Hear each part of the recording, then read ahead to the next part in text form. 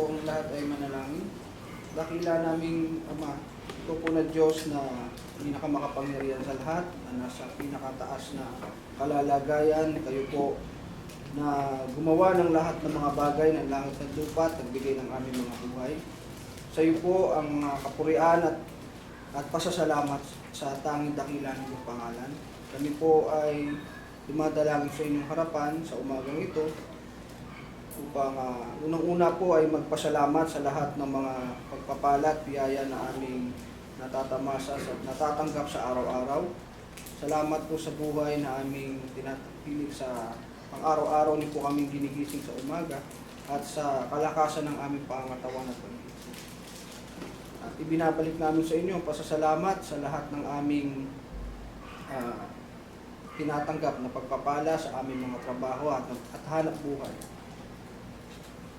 Kami po ay humihiling sa iyo ng kapayapaan sa umagang ito. Balutin mo kami ng iyong kapayapaan at pag-ibig. Maging nawa po ay maging katanggap-tanggap sa inyo po ang aming ginagawang pag-aawitan, pagsamba at pananalangin sa inyong dakilang pangalan. Kami po ay papasalamat sa inyong dakilang pag-ibig sa bawat isa sa amin na inyo pong ibinigay ang inyong bugtong na anak upang kami patawarin sa aming mga kasalanan.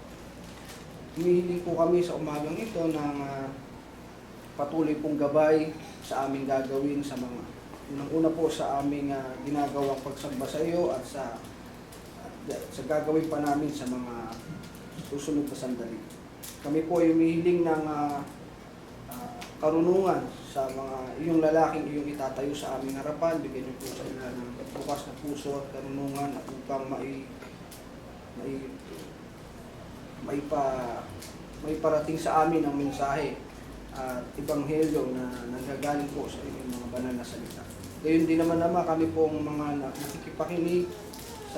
makikinig sa inyong mga salita ay tulungan niyo po kami na isabuhay at ilagay sa aming mga puso ang mga aral na ito na kung saan ito ay makakatulong sa amin sa pang-araw-araw naming buhay sa sanlibutan.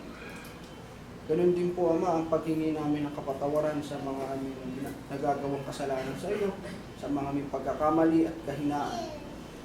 Maging ito man ay sa aming isip, sa aming mga salita at sa aming mga gawa.